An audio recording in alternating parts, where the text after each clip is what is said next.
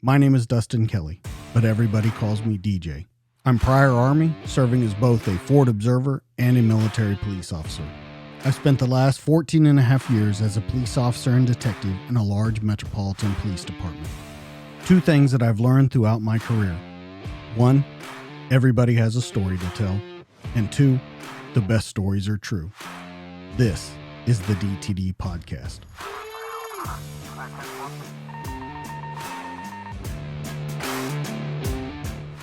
Three, two, one, and we're live.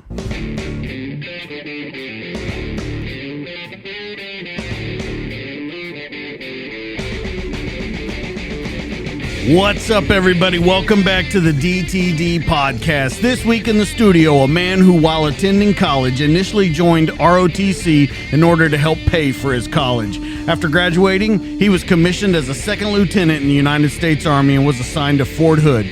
My guest left active duty after a few years, but decided to continue to serve his country in the National Guard, where he still serves today as commander of the Land Dominance Center at Fort Stewart, Georgia.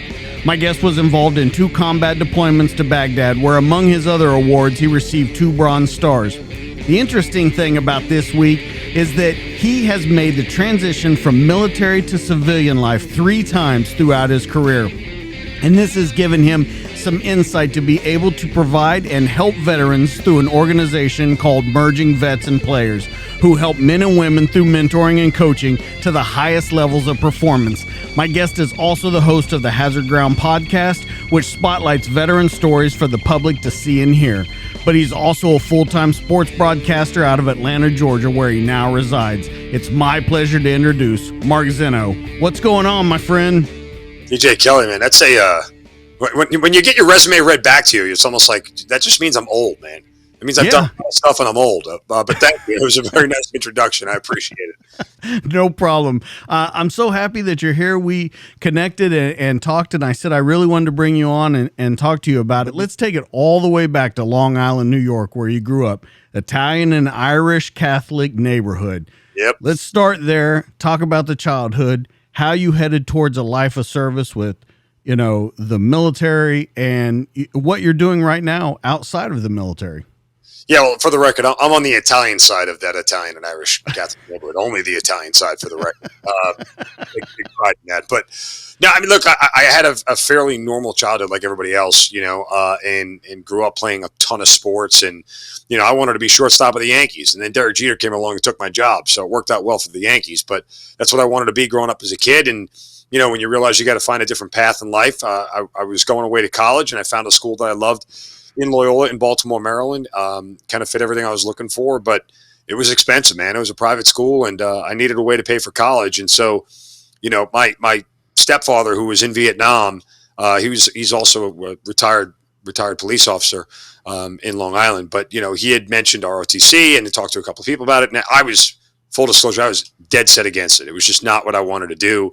But it was one of those things where it's like, if you want to go to this school, this is the only way you can pay for it, and help us help you pay for it. So I signed up for ROTC, and I never, ever thought I would do anything other than my 4-year commitment to get the hell out. Like, I never expected 23 years later to still be in uniform.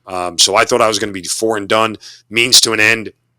And lo and behold, after graduation, I get commissioned. I go to Fort Hood, Texas. I get off active duty 3 months prior to 9/11.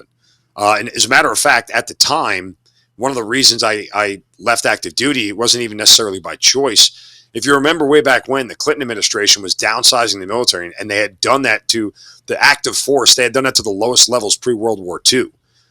That's how low the active force was. You're talking about under 200,000 troops on active duty. And so a lot of us are being sent to the Guard to finish out our commitment and everything else. And so I had left 3 months prior to 9/11. Of course, 9/11 happens. That was a game changer. I mean, those buildings were in my city, in the shadow of the city that I grew up in. I knew people in those buildings. I knew people who were on the ground at ground zero. I mean, I had so many connections to it on that day, and that changed the game for me.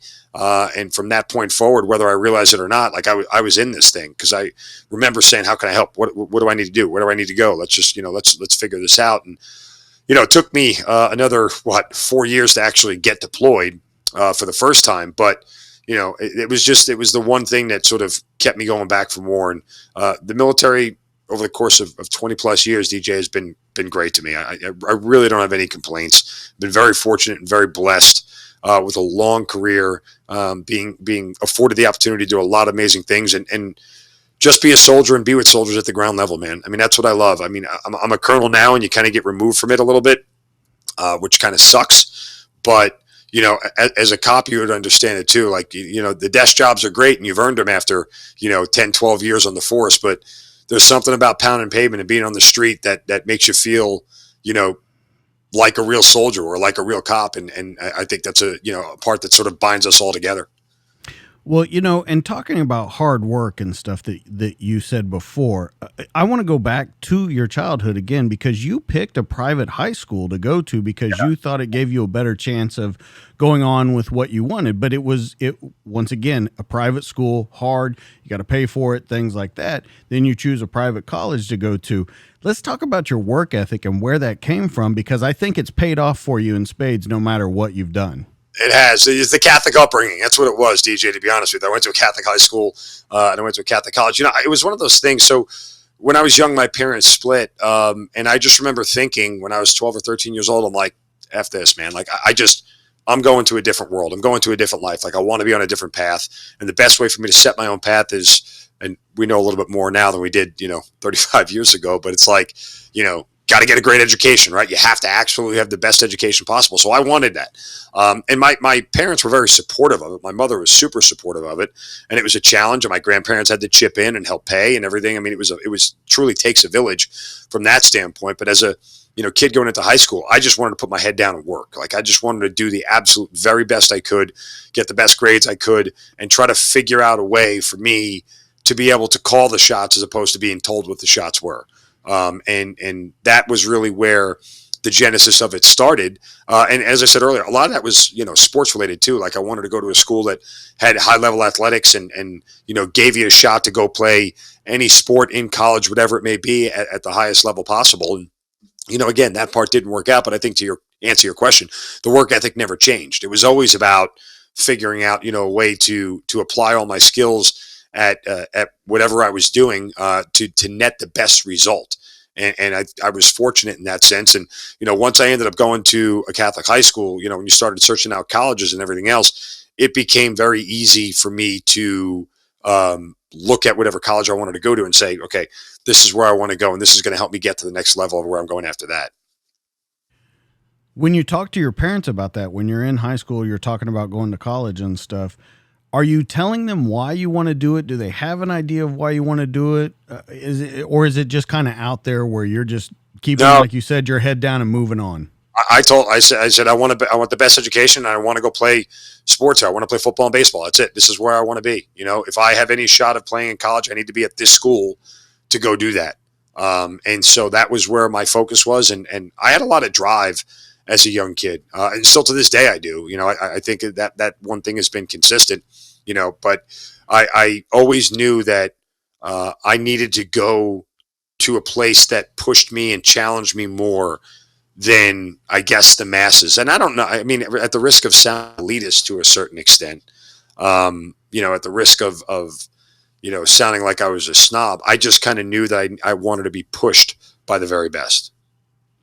Well, I don't think there's anything wrong with saying that. I don't think it sounds elitist at all, because when you look at it, knowing at that young age that you wanted to be pushed that hard and then going into college and doing the same thing, and you not only played sports, but you were captain of teams. I mean, there was all kinds of stuff that you did. When you go to the military, though, when you start that ROTC and once again, we know it's just because you're saying, man, I'm doing this for the 4 years, I'm helping get college paid for, and I'm out. When you go, though, do you notice during college that you start to get a feel for the military, or you like it, or that it's maybe a little different than you thought it would be and not just a paycheck? No, DJ, honestly, I had the worst attitude. I genuinely did. Like, I was not in the right mindset to understand what I was doing. Again, it was very much ROTC was a means to an end to me.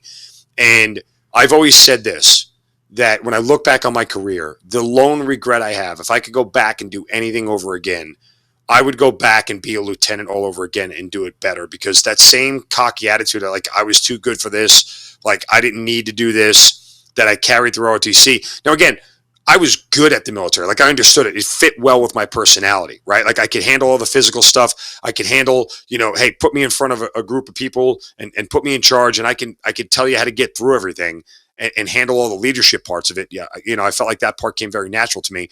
But in the back of my mind, I just had a bad attitude as a young kid, and wasn't really looking at this as an opportunity. I was looking at it as more of a roadblock, if you will. Like I just got to do this and get over it and move on to go do what I want to do.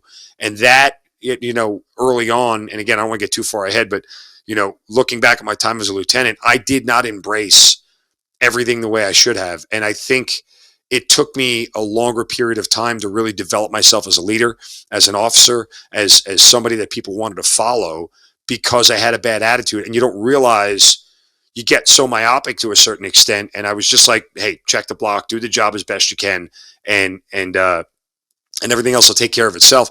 But, when you're trying to lead other people, that's not enough. And they pick up on your attitude and the chip on your shoulder and everything else. And in retrospect, I was doing a disservice at that time to all those soldiers and all those sergeants and everybody that I worked with, by not putting my heart and soul into it the right way.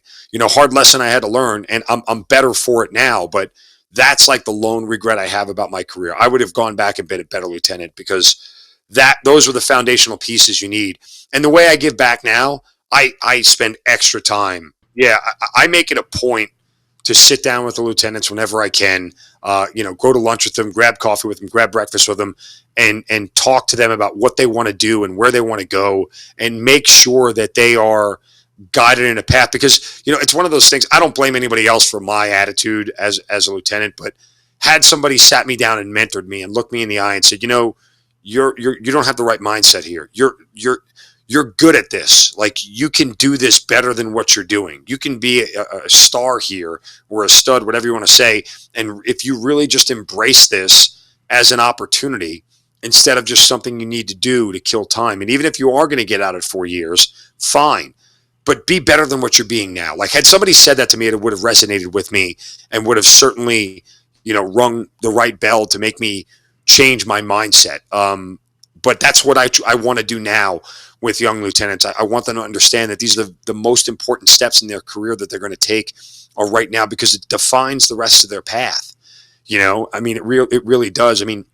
I think it's one of those things where, my first deployment was one of these deployments where it wasn't like my unit was going. There was what they call an RFF, a request for forces, and they had picked me of all the people to do it. I can conspiratorize, is that a word? My conspiracy theory is that they picked me just to kind of get rid of me, because they my attitude was crappy enough that it was like, okay, just send him, and it was one of those things that they put a unit together that I felt was designed to fail, because they didn't pick superstars. They gave me the barrel. Well, I gotta bring up the point though. You're assigned to Fort Hood for your first, and it's not a knock on posts in general, but that's not the best place to go if you already have maybe a bad attitude towards the Army. To send you there and to see everything that's happened in the past couple of years and stuff, that might not be the best starting ground for someone who already has a chip, like you said, on your shoulder. Well, and part of it was too, my displeasure with active duty was the fact that I was being told where to live, and I'm a New York kid stuck in the middle of Central Texas. Stick out like a sore thumb. Couldn't really blend in with anybody. Didn't meet a lot of people that grew up where I grew up and thought the same way I did. So combine that with an attitude of like, I really don't want to be here, and it sets itself up for not exactly, thriving. And again, fully self-inflicted, DJ. Like, I don't blame anybody else for that at all. And so when I had left and gone back to the Guard, when they had sent us off active duty and pushed me to the Guard, I went back to the Maryland Guard, right where I went to school, because I knew the area. I was comfortable. I had a lot of friends in the Baltimore, Maryland area. So I joined the Maryland Guard at the time and went there. But still, I think some of that attitude sort of persisted a little bit, and reflected in how I was viewed by other people. Now, again, I never got bad evaluations. I was always very good at my job, right? Like I was good at leading and getting the mission done. It was never about performance. It was always about personality. But part of your job as a leader is to be able to influence others. And if your personality sucks, nobody's going to want to follow you. Yeah, that's true. So let's talk about, as you come off, because you just brought up the Maryland National Guard, as you transition out, this is your first transition out of the military. Now, the reason I bring up 1, 2, and 3 is because a lot of people don't transition 3 times, but you really got to take a look. And I can only think that it helped you grow through each transition, that it kind of metamorphosized. And then as you get out now as a full bird colonel, it'll be a completely different transition. So let's talk about your first transition and kind of how you're thinking about it, because I have a feeling you're thinking like a lot of guys that get out at 4 years, like, I'm going to do way better than this. There's cool jobs out here and things like that. So let's go over that first transition. Yeah, I mean, that's what it was for me. It was like, okay, freedom, right? I get to go live the life that I want to live right now, and I'll do the guard stuff on the weekends. But it was, for me, it was just settling into a life that I felt like I wanted to live in, a place that I wanted to live in, around people I wanted to be around. So that transition was relatively smooth, all things considered, because, at that point, I didn't look at it as something was being taken away from me or I have to reintegrate myself into society in any way. I always wanted to be there regardless. So it was more fitting, hand in glove kind of fit for me during that first transition. And naively, I never gave a lot of thought to sort of translating a lot of the skills that I had in the military and trying to apply them in the civilian side, because I felt like I was just better at being a civilian than I necessarily was, or being a civilian was more of the challenge to me than being a soldier was at that point in time. So I settled into regular civilian life pretty quickly and pretty easily, got myself a job. I was not shortstop of the Yankees by that point in time, just for the record, in case anybody was wondering. That's there. Regardless, but, I'd gotten a job and I was, living in the city and hanging out with friends and, just kind of living my early 20s up the way most of us did at that point in time. Still, again, 9/11 is still looming over us. We're in 2 wars at this point in time. It's 2003 in that time frame, 2002, 2003, by the time I had settled into civilian life again. And so it never came into my mind that I would be part of it, honestly. I thought I was just going to, again, do the guard thing. And then when it was time for me to go, it was time for me to go. Like, it never got in the way. So I never bothered to think of it as anything that would derail my civilian life again. I gotta know, because I wrote down in my notes because I've noticed in everything I've read about you and listened when you talk about it, what kind of regular jobs did you have? Because it seems like you might have been searching, but you still, with these regular jobs, it wasn't fulfilling the thing that you wanted to do. I mean, it seems like you kept chasing that rainbow. It's very true and accurate. I got a job in sales. Like, I worked with a military recruiter who got people off active duty and, looked for jobs. And like, I interviewed at Frito-Lay and, a bunch of these other companies, to just get a regular job that looked for former military folks to come in and do regular, 9 to 5 work. And so I got a job in sales, and I worked for a company at the time called Cintas. You may be familiar with them, the uniform people and the bathroom services, mats, whatever it was.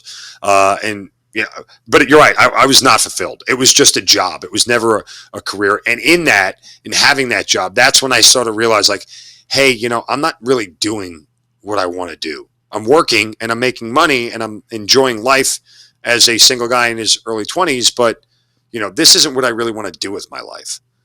And on the side, it was at that point in time I started to work towards that, because I had went to school for communications and broadcasting. That's what my major was when I was in college. So I knew I kind of always wanted to do that and be in the sports broadcasting world. So, like, if I couldn't play professional sports, I wanted to cover it. I wanted to be around it because I loved it.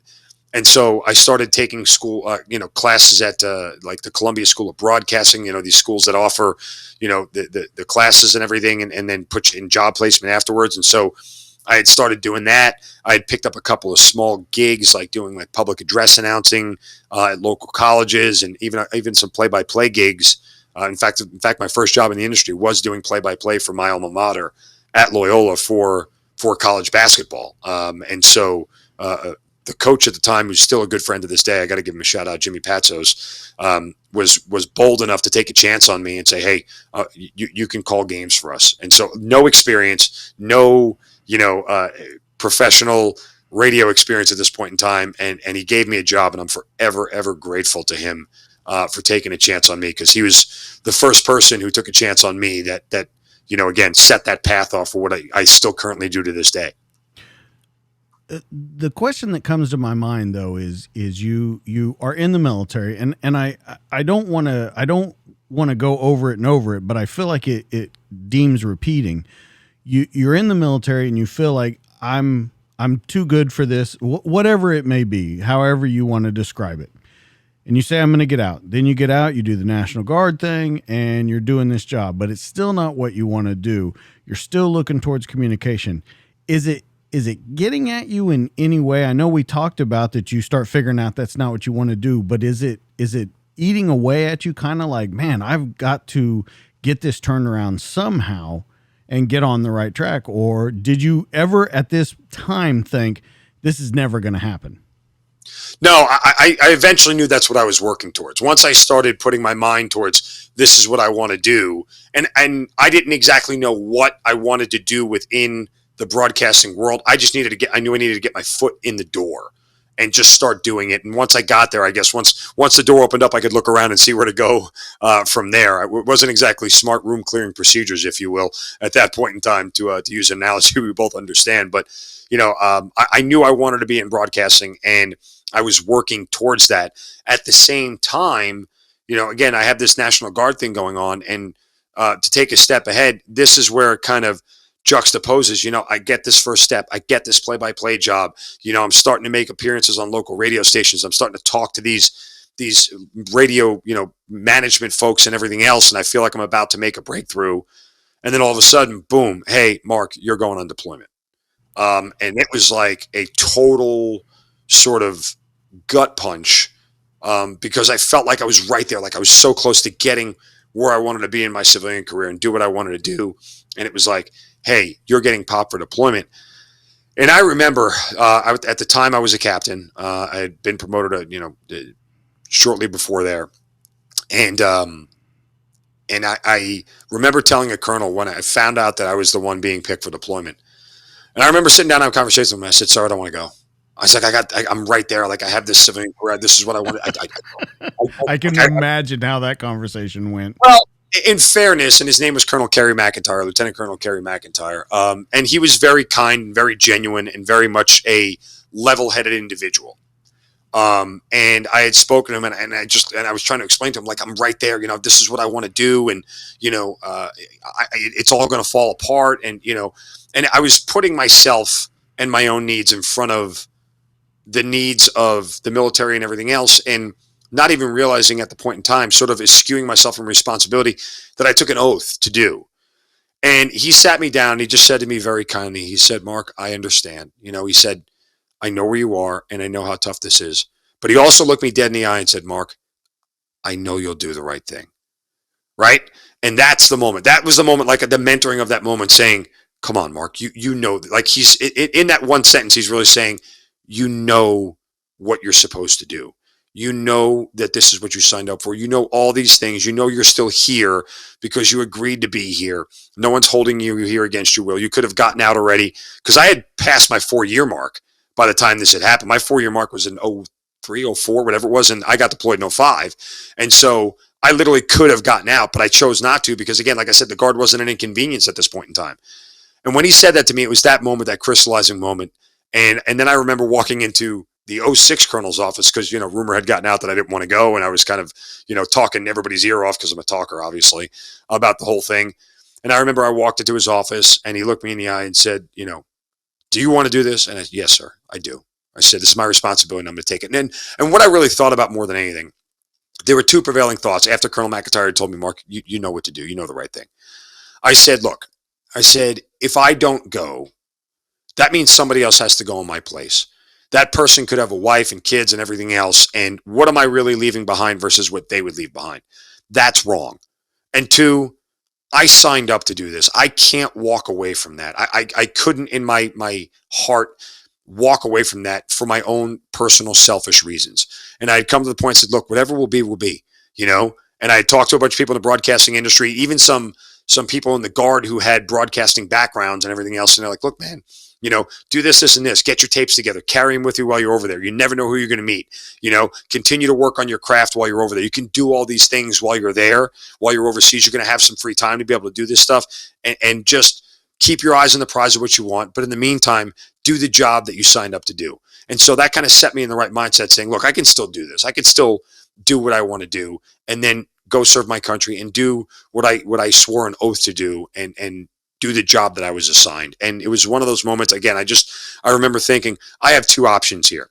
And this is kind of harkens back to what it was before, opportunity versus obstacle, right?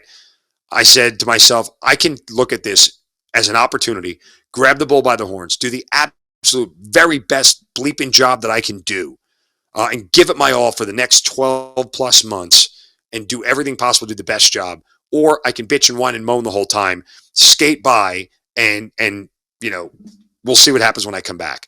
And when I put it in those terms, DJ, the choice was obvious. Grab the damn bull by the horns and let's go. It was that simple. Once I got my mind right about the whole thing, I was able to understand what was right and what was wrong, and what I needed to do. And being a man of your word, I think that was the other part too. Again, I said I would do this. I need to hold up my end of the bargain. And what happened on deployment, which was crazy, was because that's still to this day, after 23 years, that deployment is the absolute pinnacle of my military career. Well, and that was going to be my next question, was to ask you, it seems like there's a trend here that there's always an obstacle. Like, I got to do ROTC. Well, I got to go to this private school in order to get into a good college. And then I get into this good college, and I got to get ROTC to help pay for this college. And then I got to go do my 4 years to get this done. And then it always seems like that. So that's what I was about to ask, was when you finally decide in that crystallizing moment, do you ever look at it again as this is just something I got to get over, or just take it completely? And that's what you said, is you just grabbed it by the horns. Now, talking about that combat deployment, you said that was a pinnacle of your career. But I want to talk about something that you have said about that. You said mistakes are opportunities for growth. You struggled with failure and rejection like many have. I just choose other paths. I learned that on my first deployment to Iraq. Let's talk about that first deployment, because in what you said then, what you say now on this show, it seems like that changed you down to a base level, even as a person. Changed my life. Changed who I am. Made me the best part of the man that I am today, from the standpoint of I say this all the time, if you laid out all the assignments in Iraq and said, Mark, you're going to Iraq, here are all the captain assignments, you can choose any one you want, I couldn't have picked a better one on my own. I got so damn lucky. I got so lucky. I got so blessed with the mission that I was assigned. And it was something that altered just my perspective on life, my perspective on myself and everything. And what ended up happening is that we were attached to Special Forces, and we were working directly for Green Berets. And now all of a sudden, I'm walking into an arena like, this little cocky SOB that's been running around for 5 years in uniform with captain bars on now, this cocky SOB that I was. Well, I knew exactly when I walked into that arena, I'm like, yo, hey, guess what? You ain't the hot dog here anymore. You better shut your mouth and do the very freaking best job you can, because these dudes will eat you alive. And I saw that very early on. Like, the tolerance for BS with those folks is zero, as it should be. They are laser focused on mission accomplishment. They are laser focused on getting things done. And as I said earlier, like, okay, that I can do well. And I always did that well. And, I was just given an opportunity to have a job I should have never had, to do things I probably wasn't trained to do, and lead in a way that I was never challenged to lead before. And what that assignment was it was twofold. Not only was I handling, because by trade I'm a logistics officer, not only was I handling the logistics for the American side of the house and making sure our soldiers, in this case Green Berets, had everything that they needed to do the job, but they had put me in charge of building up and standing up a support battalion for the Iraqi Special Operations Forces Brigade. So now I'm charged with this mission of creating this whole thing that's part of the whole deal that's going to get us home, because the Iraqis are theoretically going to take over, and I'm training this entire unit to be able to fight and survive for themselves. Not an infantry officer, not a guy who's spent a lot of time, at trigger time as the law guy. It wasn't, I never had any of that training, but now they're saying, hey, get these guys ready to fight and go.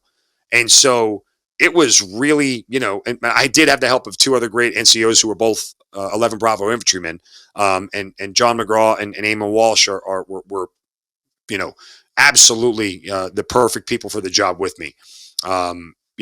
They understood how to execute, but they understood how to talk to me and get me through things and care for me at the same time by allowing me to make the right decisions I needed to make. And there was a lot of good conversations with those guys. But, and then on top of it, while, most of the infantry in Iraq at that time is guarding gates and guarding prisons, they're saying, hey, Mark, yeah, we need you to drive 2 hours on the roads of Baghdad every day or 3 or 4 days a week. I'm running these combat convoys back and forth, driving 5,000-6,000 miles over the course of the year on the streets of Iraq. Meanwhile, there are roadside bombs everywhere. It's the heaviest part of the roadside bomb era in the entire Iraq war. And I'm out there, 3, 4, 5 days a week with my life on the line, trying to avoid getting blown up and shot at and ambushed. And so all these things that I had never had any training for, they threw me in the deep end. And that's kind of what the special operations mentality is, man. Sink or swim. And the only way, and DJ, I've said this a million times, I've said it on the Hazard Ground, I say it to everybody, the only way I knew I was doing a good job is because they kept giving me more work, right?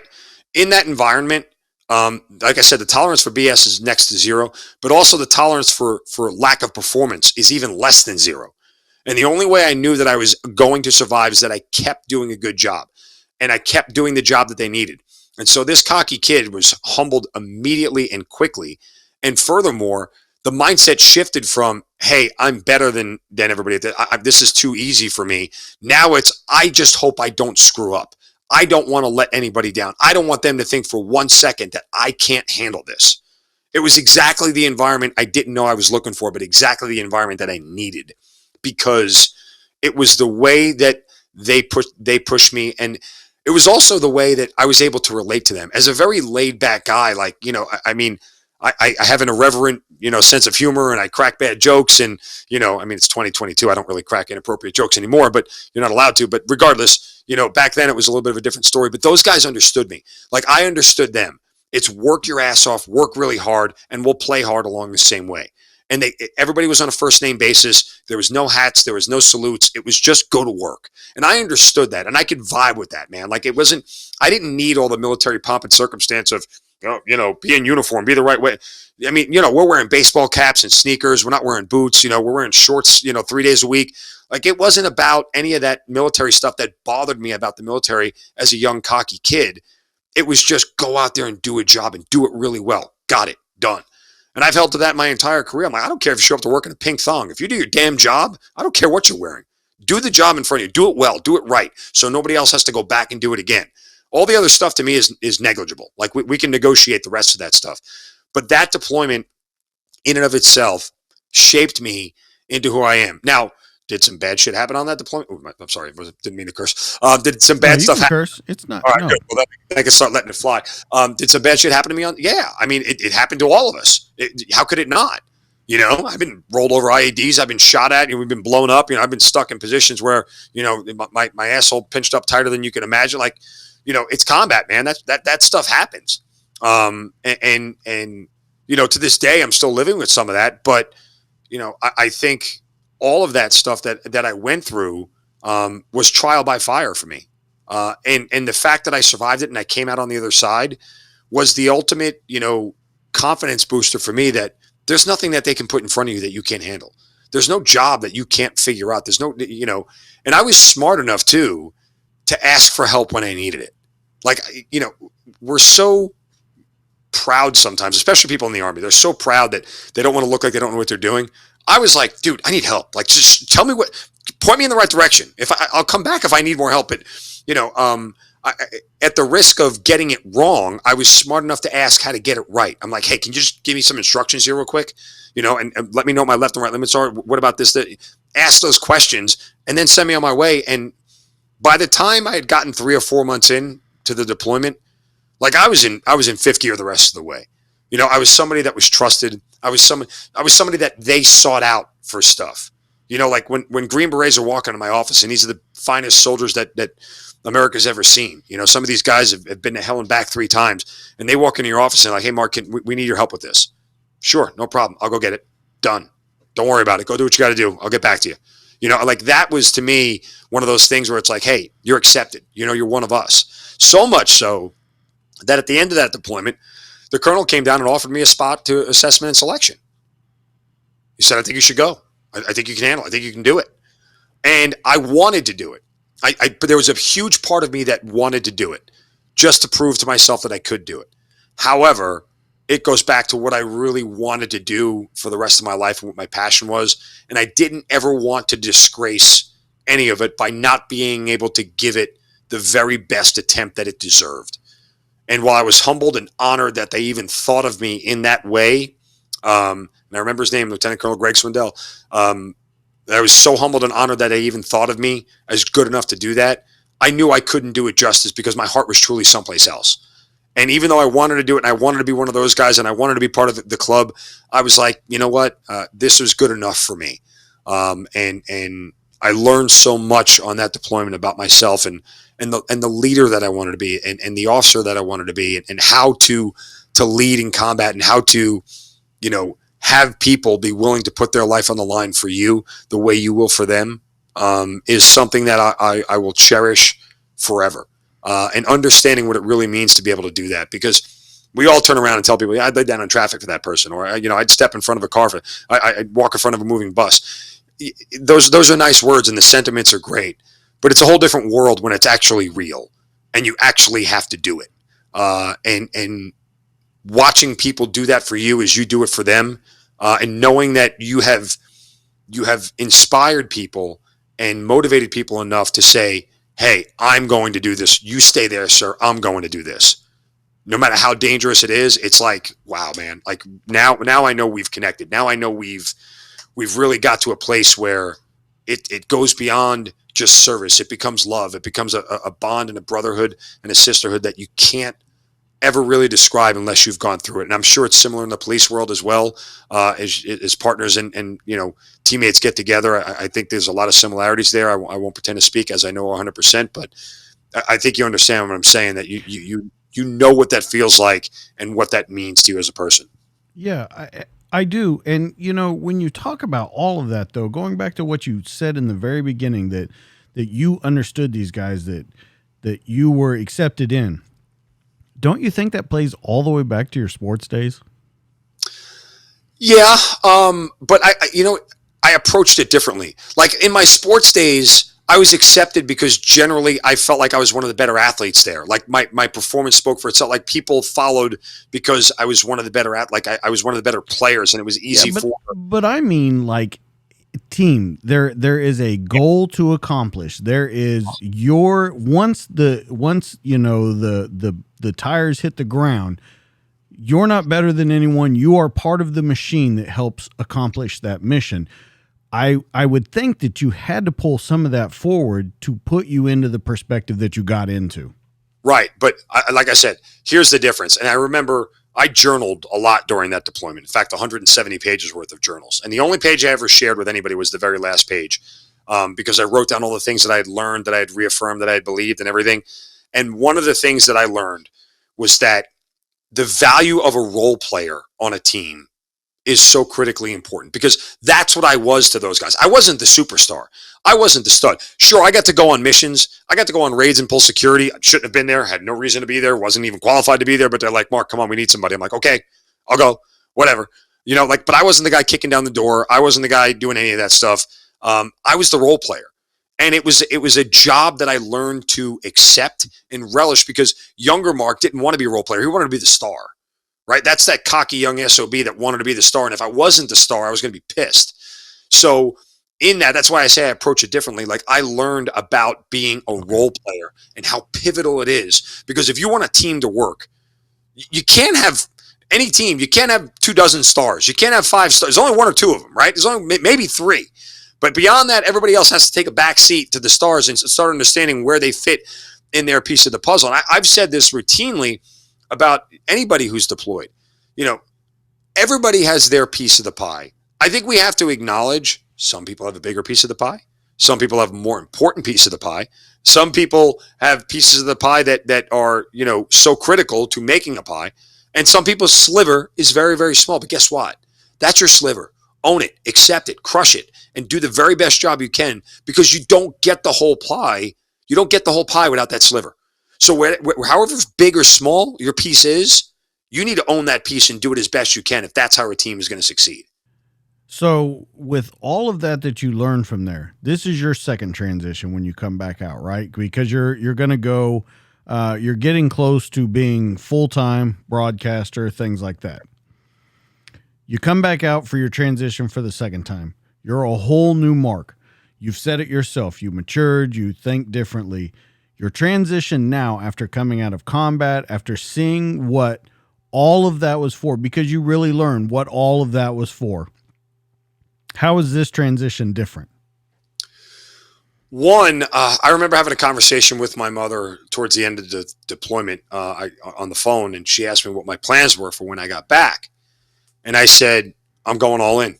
I'm going to get a job in radio. I want to be behind the microphone. This is what I want to do, And she asked me, she says, well, what if that doesn't work out? What's your backup plan? And I said to her very plainly, I don't have one. I said to her, do you think that Wayne Gretzky or Derek Jeter ever woke up thinking, well, if I'm not going to be a baseball player today, I guess I'll just go be an accountant? They never thought about failing. I said, I'm not thinking about, if it fails, I'll know when it does and I'll figure it out then. But I'm not thinking about a back. I don't want a safety net because I don't plan on failing here. So I'm not going to. So I don't have a backup plan. I'll figure out the backup plan when I need one. But for right now, I'm going all in. And it was that sort of mentality. But the difference was, and this is a little bit, more, I guess, military related. I look back on it now. I don't remember seeing it then, but I look back on it now. I was messed up after that first deployment. I had been through some shit. I mean, I couldn't go anywhere without a weapon when I had gotten back, even if it was just a knife. And I remember we would go into clubs or bars or whatever, and you'd get searched at the door. I mean, I put a switchblade in the bottom of my shoe where they wouldn't check. I stuffed it underneath my underwear in between my and left it there because I knew they weren't going to touch there. But I was paranoid to be anywhere without a weapon because, hell, for 12 plus months, I had a weapon on me everywhere. I had two of them, and it was part of my existence at that point in time. Loud noises, big crowds, all that stuff. I mean, I remember, having persistent flashbacks and everything else. And, you go through that and you just sort of bury it away and you just sort of move on, because what did I do for the last 12 months? Next day, just go out there and do it again, right? Next day, just go out there and do it again. There wasn't a moment to rest. And there wasn't time to reflect and go, this was pretty bad. Maybe I should take 5 here. We didn't encourage taking a knee back then. And I get it. I don't blame anybody else for that. I'm not mad at the military for that. We know more now than we did back then. Clearly, we know a lot more. But that part of transition, I sort of stuffed away and had hidden for a really long time, and I didn't really only unbox it again until recently, when it became a necessity. And so I quickly learned to compartmentalize and be able to just focus on the task in front of me, which at that point in time was getting my life back, getting, myself regrounded again, and starting all over in a career that I badly wanted for so long. And no shit, DJ, like literally within 4 months, I was behind a microphone. I mean, every day, like it just, I networked the hell out of it. I worked hard and made a lot of the right contacts, and lo and behold, man, it manifested itself for me. Well, is that when you went to WNAV in Yep. Annapolis? Okay. Yep. So let's talk about that. It's your first daily radio show. Now you're at where you're at. You've got some baggage, but you're locking it away. You're finally where you've said you wanted to be your whole life. Do you feel fulfilled? What's that? I was doing news and traffic. Like I wanted to do sports. All right. But it was you were on the bridge to getting to where you were. But I was close enough.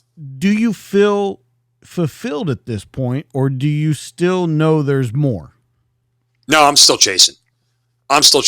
Because now it's shifted. Like and life's a journey, right, man? I mean, like there's no way around it. So the cocky SOB who wanted to be shortstop of the Yankees now became the cocky SOB who wanted to be the biggest radio voice in all of America, right? Like that's just what it's the way my mind worked. Delusions of grandeur, whatever you want to call it. I mean, it just I didn't really understand how to figure out what worked for me in the business. I just saw other people at a place I thought I could get to on my own, and it was all I was focused on. So I knew I had to take some steps, and I had no problem with the grind and starting at the bottom and, for lack of a better term, being the coffee runner, like, doing all the jobs that nobody else wanted. And everybody told me sometimes you got to take a job in this business that you don't want to get a job that you do want. Hence why I'm doing news and traffic in Annapolis, Maryland, for crying out loud. It's like one of those things where it didn't pique my interest. I didn't love it, but I went to work every day and did it until the next job came along, which was the one that, really got me at least started in the sports world and where I wanted to go. Yeah, and it could be worse. It could be Baltimore. So, Where I ended up. I ended up right back in Baltimore. So, and I say that as a joke to say this to you. So now you are in Baltimore, though, and you're doing what you want to do. But the reason I ask if you're fulfilled, because there's still something looming on the horizon.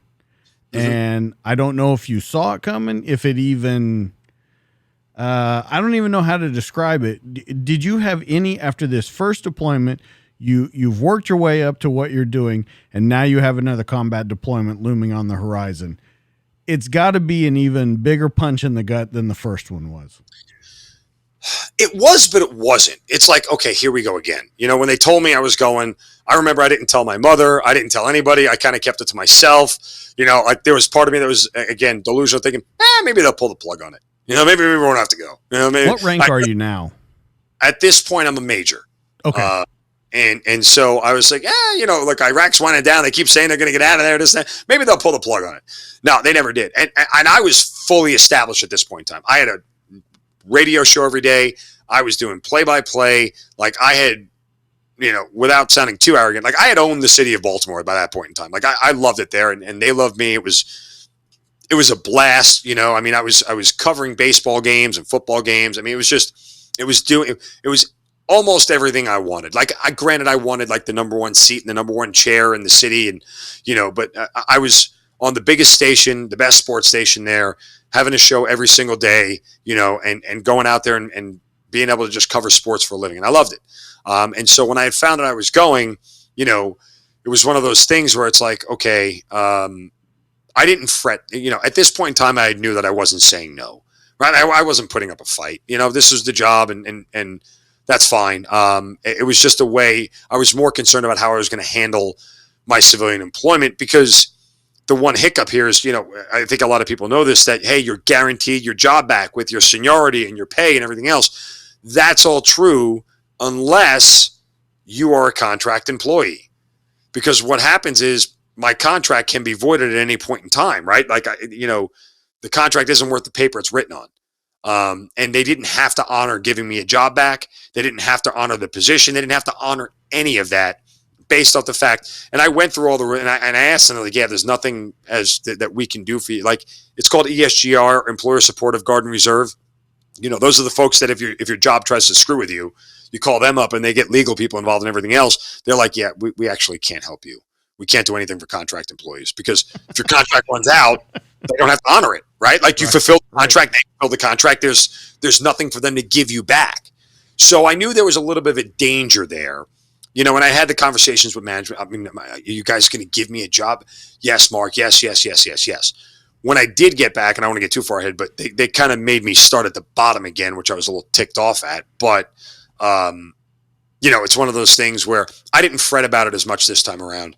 I was more sort of, I think part of me was more like, one, I know the job, whatever I'm going into, is going to be nowhere near as good as the one I had last time, right?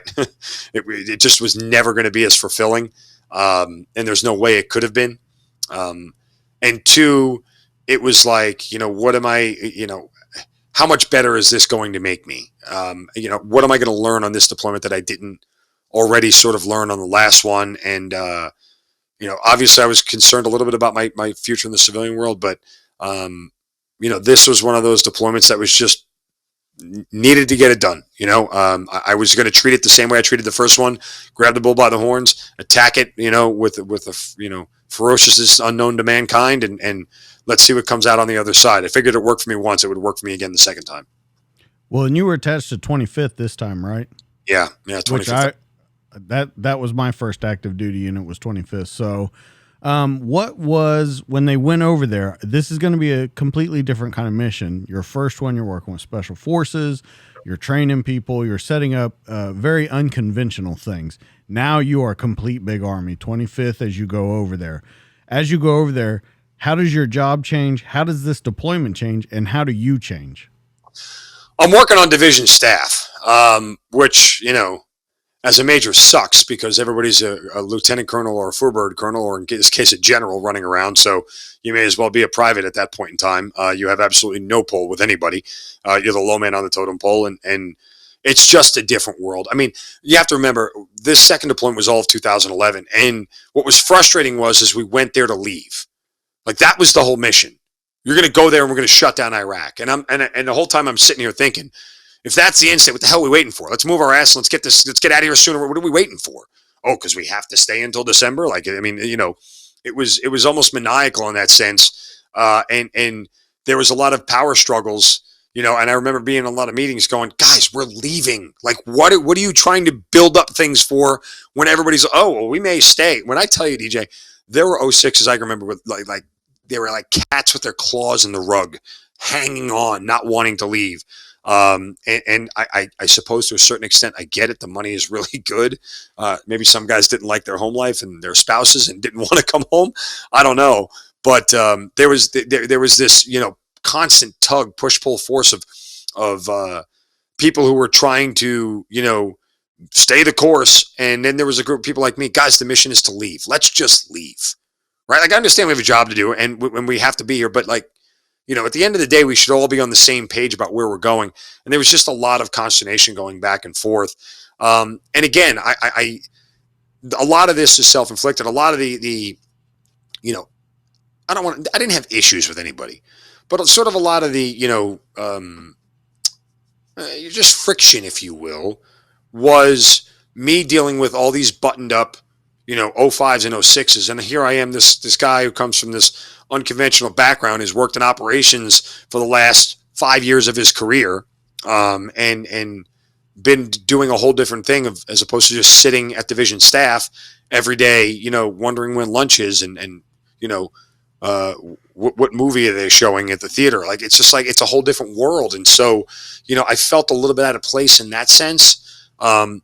But I still wanted to do a really good job, right? Like, I still wanted to work with as many people as I could and do it. And whatever opportunities I got to go outside the wire, I took them, because it was just a chance to sort of feel, for lack of a better way, feel alive again, feel like you're in the fight.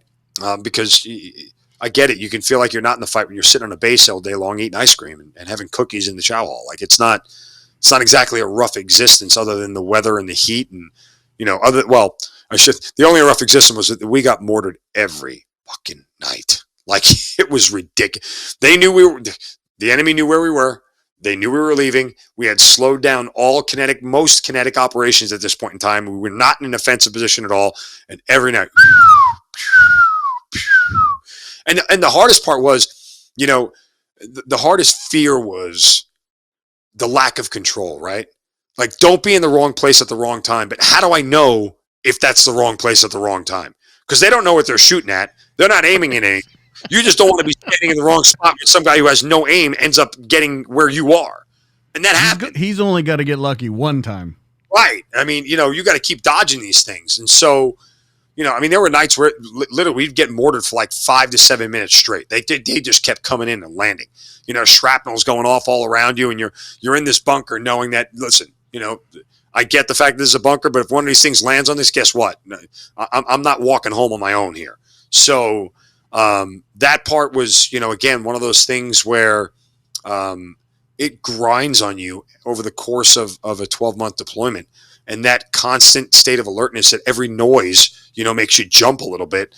I'll never forget, So they had this thing called it's called a JDAM. I forget what it stands for, but essentially put this whole sort of radar out over the base. And whenever incoming would come in, it would recognize it. It set off an alarm, and then it had a machine gun on top of it that would shoot the mortar coming in, or at least try to prevent it from landing. It worked like about 30% of the time and hit the target maybe about 40% of that 30%. So what are we really doing here? But the horn that would go off to let you know that incoming was coming. So like you'd go through the same thing. That horn to go off might be 3 a.m, hop out of my bunk, jump out the front door, sit in the bunker and just wait and hope for the best. Right. That horn is so eerily similar to, like, if you have the iPhone, that alarm that goes, like that's exactly that. I'll never forget, man, when I got back to work, one of the guys at work had his phone on his desk, and that was his alarm or his ringtone or whatever it was for a text message. That shit went off. DJ, no shit, I dove underneath the fucking desk. And I naturally just dove right under the desk without even thinking. And I popped back up, and he's sitting there staring at me like, the hell did you just do? And he's laughing his ass off at me. I'm like, sorry, job hazard, but that's kind of what you dealt with in that point. It's completely different. And I don't ever like to compare the two, because I don't think anything will compare to what I was, had the opportunity to do in my first one. I think we still did some good work. I think we still did some positive things, hearts and minds at that point in time. Right. And we were able to bring everybody home safe. And I guess that's the most important part. So this is a transition for the third time now. Yeah.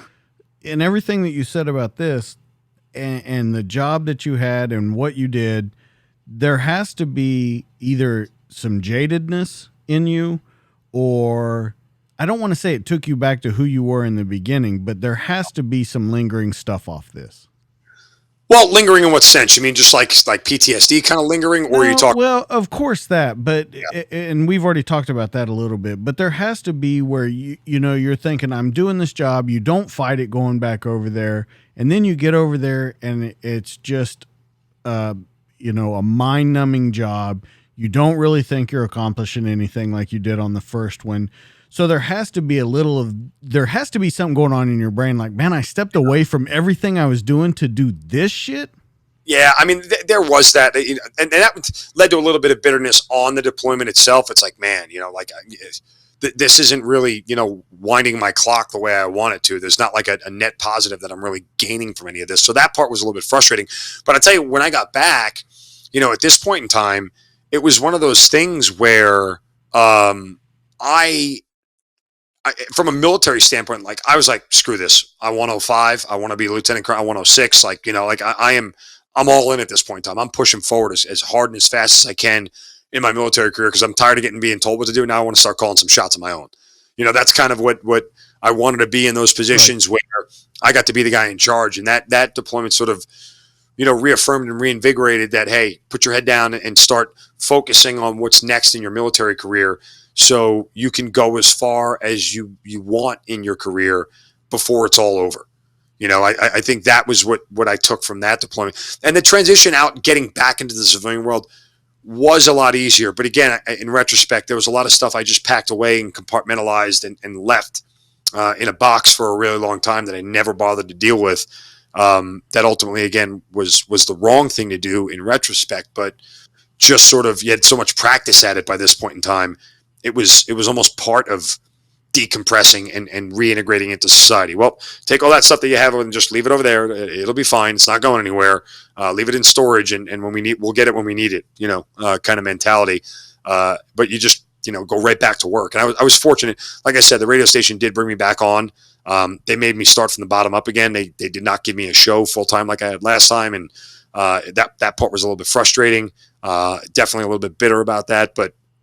Again, some of this is still my not having the right perspective about where I am, who I am, and kind of where I fit in my career. That whole role player mentality, again, I didn't embrace that when I got back into the radio world.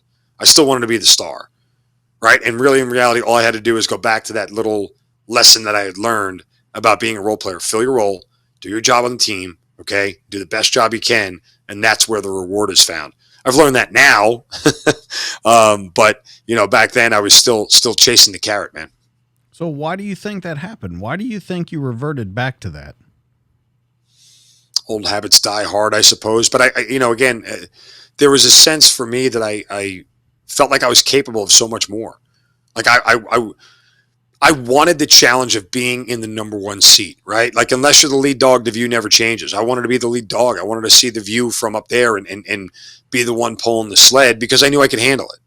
I felt like I was being underutilized and underused, and my skill set was being underused, and that was frustrating for me. There wasn't a challenge in the job that I was doing, and I wanted more. And some of that was selfishly, but some of that also was, look, man, there's a lot more I can do. Let's put me to work. Let me find a spot here, or give me a spot here where I can start to make an impact, a positive, net positive for everybody, by being in a spot where I can succeed. So I think it's a little bit of both those things. So it's at this point where you decide to move to Atlanta, correct? Yeah, well, the job moved me there. The company I had worked for at the time, it was CBS Radio at the time, called me up and offered me a job in Atlanta, and I immediately took it. It was my own show. It was in a bigger market. It was more pay. It was all the blocks that you check for when you want a promotion. Like, this was it, So as soon as they called and offered, I flew down to Atlanta, met with the management team, and it took me all of like 24, 48 hours to talk to my fiance at the time and say, hey, let's do this. And not even 3 months, 3 weeks later, I was in Georgia full time. I mean, she had to stay back and finish up a couple of things, and she didn't come down for another couple of months, but at the time, it happened that quickly. Are you glad of everything that's happened now? When you look back, like you said, when you first got back and you thought you were being underutilized, when you got the call to come down kind of to the bigs and they're telling you all this, did it all come together like, okay, now I see that everything is moving in place, that it's supposed to be, this is the pace that I'm going at, or do you still try and push that time envelope? No, I'm still pushing the envelope. I mean, so initially, yes, I was very happy. I was very content where I was and doing what I was doing. And, at one point within the first 6 months of being on the job, 6, 7 months of being on the job, or I should say within the first year, I think I had the highest ratings on the station. And the show was killing it. It was crushing it. And they had made 2 other changes, and I was working at night. I was doing like 7 to 11 at night. And they had made 2 other changes to the daytime lineup at that point in time, and I wasn't selected for either one of them. And I'm like, what more do I need to do? Right? I've got the highest ratings of the station. How are you overlooking me for a bigger, better role on the station during the day? And so I got passed over, and foolishly, I got bitter about it. I did. I got really bitter about it. And, it was one of those things where that bitterness led to a bigger lesson that I would learn ultimately when I was let go from the station. Can we talk about that? Because that's exactly where I was pushing this to. No, absolutely. So there's a couple of things that were going on at that point in time. So they had me originally brought me down there to work nights, right? 7 to 11. And that's what I had signed up for. Well, because the station also had Monday Night Football, Thursday Night Football, they had the Atlanta Hawks. So that, like, during the non-summertime, from basically November all the way through to, February when football ended, but then all the way through to June or May when basketball had ended, I was being preempted off the air by basketball or football or whatever else was going on. So they needed to figure out a way to sort of justify my salary and justify my work. Well, the first year they did that, they made me go cover the games and bring some sound back and everything else. I'm like, fine, it's not great, it's not ideal, but whatever. Then they decided to do a little bit of a bait and switch with me and said, well, now we want you to work from 11 p.m. to 3 a.m.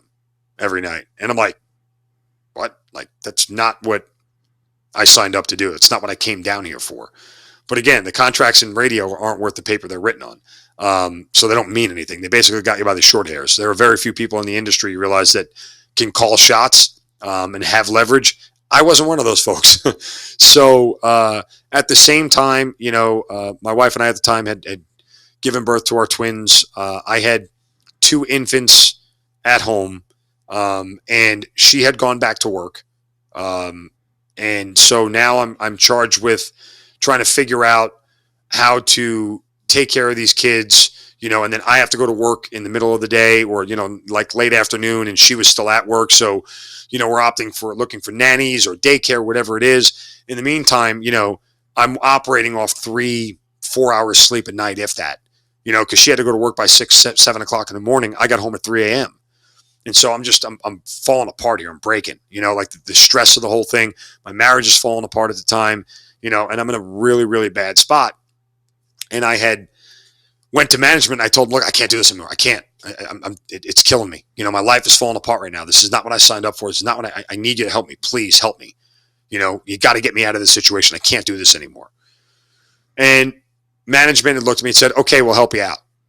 Why don't you give us a couple ideas of what you want to do? Sent back an email with a couple ideas I want to do, and then complete silence. They never addressed it again. Never addressed it again. So ultimately what led to my first dismissal, and I take full responsibility for this, even though it's not a sin that is worthy of being fired, you can make anything a sin worthy of being fired, right? If you want it to be. It was 2:40 in the morning, and I had replayed a segment of my own show that I had done at 11 o'clock and replayed it at 2:40 in the morning. And because I was exhausted and I couldn't keep my head up anymore, I went home, 20 minutes early from the show. So one of the managers who was on the West Coast was listening and heard it and was like, I thought I already heard this segment, this, that, and the other. Again, people in radio, for those who don't know, they replay segments all the time. They repurpose audio all the time. It's not this massive sin, but under the premise of, hey, you don't get to make programming decisions like that without permission from the program director. Yes, that is 100% true. It was a decision I made on my own. Nobody else did it. They are 100% correct in saying I did not have the authority to make it. That is true. Even though it's done on a routine basis, I did not have the authority to do it. Ultimately, they said, okay, we're going to part ways. And so I got fired, and I was devastated. I was beyond beside myself. I was mad at myself. I was upset that I had showed a lapse in judgment. For somebody who in combat had made very good choices, sometimes luckily, but for somebody in combat who had made very good choices and showed a lot of prudence, it was not a smart choice on my part. Simply put, related to a military sense, you delegate responsibility, you don't delegate authority. I didn't have the authority to make the decision. If somebody had done that to me and I was their commander, I would have the same reaction. You don't get to make that decision. Right, wrong, or indifferent, you don't get that decision without my approval. So I understood where they were coming from. I didn't fight it. I didn't make excuses. I owned up to it immediately as soon as they confronted me on it. I wasn't about to try to make a bigger scene out of it. I stood there and took it because I believe that's what you should do. You take accountability and responsibility. That's what leaders do. And so I was let go, and I walked away. At the time, you feel like it's the end, and your world's crashing down on you. You don't know what to do next and everything else. Like this career that I had worked for, I just pissed down the drain. Long story short, 6-7 months later, I get hired by another station in town. And that's really when it had flipped for me to get back into that position of, hey man, you're lucky to do what you do every day. You love doing what you do every day. Stop chasing after this thing that in reality, it's not that it's not attainable for me, or it's not that it's not possible for me, because I definitely have the skill set to do it. But you know what? You're just not in that space. It's not a job that anybody's going to offer you right now. Not because you're not qualified, but for a variety of other reasons, you're not in their scope of people who they want for this job. And so guess what? Now I'm sitting here, I'm back behind the radio again. I'm at a smaller station. I didn't care. I was so happy to be behind them. I was so thankful for a second chance. I was so grateful to be able to just do what I love again. And that's really when it flipped for me. It's like, you know what? You don't work a day in your life. Stop trying to work more than you need to work, right? Like it finally clicked for me that I was just happy being the role player on the team here in Atlanta, whatever it was. I didn't need to be the superstar. I didn't need to be the biggest radio voice in the country. I'd still like to be, but again, I don't get out of bed every day with that as my goal. I get out of bed every day of doing the very best I can at the job that I have to do. How was it that you went about fixing? Because you said my marriage was falling apart, all this kind of stuff. So you're doing a lot of introspection as all this is going on for that 5-6 months. How do you fix kind of from the ground up your entire life back? Well, unfortunately, the marriage didn't get fixed. So that part had happened. And, I think it was one of those things where, I've always sort of challenged myself to look inward and have that introspection and be able to figure out where the mistakes you made were. and look for ways to just constantly get better and evolve. And I think I was forced to do that. And the downtime in between jobs, radio folks will tell you this: 6 months feels like a lifetime when you're out of the business. When you're not behind a mic, you're dying, right? Because you've grown to just have this platform, where people are listening and your words matter and your thoughts matter, and it's an ego stroke, but part of it's just part of the job, right? Everybody in radio and television has a little bit of an ego. I do. I don't think it's big by any stretch of the imagination, but I love talking to people and giving out my thoughts, no matter how large or few people hear it. So when you're on the sidelines, it feels it's a slow death, man. The life's getting sucked out of you. And so when you get the opportunity back, you're grateful just to be able to do it again. And you approach it with a different mentality, and hey, and I had learned very quickly, I'm not going to do things that are going to jeopardize any position I have, right? Like, I go back to it. I knew it was wrong what I did. And I knew that there was a possibility I can get in trouble, but I didn't care. I was in such a bad spot mentally. And I was such a bad spot just in general, physically exhausted, that I didn't care. And that blinded my judgment. And it was a vow I swore never to do again. And I didn't. And I have never repeated that same mistake. So, putting it all back together, it took a lot of time. I really had to devote a lot of time to me, and picking myself up off the carpet and starting from scratch, rebuild all the pieces again. And in reality, you talk about lessons learned, I've done that in the military. I've had to do that in the military. I've had to start all over again several times, and how to do it. You just got to do it one step at a time. Every old cliche you can think of, one foot in front of the other, all that. I mean, that's how you sort of reinvent yourself and rebuild yourself. But, there are certain junctures in that rebuilding. Well, I need a different piece here, right? Like I need a different brick here. The one I used last time led down this road. I don't want to go there again. Give me a different brick. Let's try a different foundation style or whatever it may be, however I can make this analogous for you, but you get the point. So that was a big part of it. Well, let's talk about, as you kind of get this radio life back together, you also start merging, you start working with merging vets and players. And they actually ask you to be, I think the word was like a director of Atlanta, correct? Right, program manager. So merging vets and players had come here. So here's the other thing. I had, at the same time started the Hazard Ground. Right towards the very end of my tenure at the first radio job that I was fired from, I had started the Hazard Ground. I'd started that for two reasons. One, I wanted to tell great stories because I thought there were so many of them out there. And I've told the story of it. If you're familiar with the Battle of Takur Ghar, not many people are. I don't understand why it's never been a book or a movie that everybody knows about. But essentially, I always try to tell people, it's like Black Hawk Down on top of an Afghanistan mountain. In 30-degree weather and snow, not Mogadishu. So you have 19 Rangers stuck on a mountaintop fighting for their lives for the better part of 20 hours with nobody to come and help them. And so it's an amazing story. And I remember reading about it. It was actually during drill weekend. I was in my armory. And in my armory here in Georgia, they have like all these pictures of the National Guard, these paintings, and they all tell a story.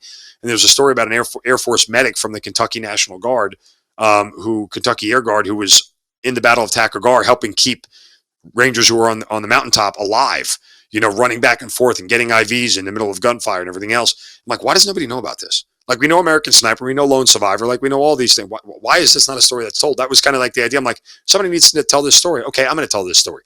So I created the Hazard Ground to start telling stories like that because I felt like everybody needed to hear them. And the other reason I did that is because I always felt like I needed something else to fall back on. Like I needed, in the radio industry, this is when podcasts were still at the very beginning. They're not where they are now, but I wanted something else that was sort of like, for lack of a better term, notorious about my work, right? And this was related to the military. Nobody was doing anything like this at the time, and it was a niche market that I really felt that I could crack into and really sort of make my own. So I was doing that, and through the Hazard Ground, I had been connected with Nate Boyer, who started merging vets and players. He was one of the, I think he was the 11th guest on the show, and this was before he did the whole Colin Kaepernick kneeling thing. Before he had gotten involved in any of that, he was on the Hazard Ground. So I had a long relationship with Nate, and then I ended up getting connected with the idea that they were opening up an Atlanta chapter, and I just through the hazard round, I had met so many people from interviewing so many people that I had bumped into the guy who was going to run the Atlanta chapter. And so it had started in December 2018, and I went there just as a regular member like everybody else in December of 2018 and just started doing the program and working with everybody there. And over the course of the next year and a half, I was a big part of MVP here just as a member. Then, COVID hit and everything else. And we had so many changes. MVP itself had so many changes. I had stopped going basically for the better part of 18 months. And then Nate eventually came to me. They had enough turnover here in Atlanta. I lost a couple of people. Nate picked, said he was going to be in Atlanta, asked him to meet me for lunch, and I met him, and he asked me to take over the Atlanta chapter. And again, long story short, I said, yeah, look, I'll do it on an interim basis. I don't know if I want to do it full time, but I'll do it on an interim basis, at least until you can find somebody else. I'll help you out, and then literally within a couple of months of taking the job, like I fell in love with it. I fell in love with the people that I worked with at MVP and just being back, even though I'm still in the Guard, I'm still around soldiers, but being able to help veterans and being able to impact their lives is ultimately extremely rewarding. And you get a different perspective on it, right? And what's the biggest lesson you learn in all this? I think empathy. And that's the one thing that we all, God, America needs more of it now than ever. But when you start to learn empathy and you start to understand that other people deal with things in different ways that are not the way that you deal with them or want to deal with them, and you just sort of give them the grace and the courage to be able to deal with whatever they're dealing with on their own terms, it can be pretty powerful, and it really makes for a very unique thing. And so that was part of the real joy of doing MVP every week, is being able just to be around people who want help and just want to tell you what's going on in their lives. Learn to listen. Empathy and learning to listen are things that we don't do enough of. And from that standpoint, I get that lesson every single week. Somebody always has something to say that always reminds me of, guess what, man? You're having a bad day. That person's having a worse day. Trust me. So that part is always good perspective.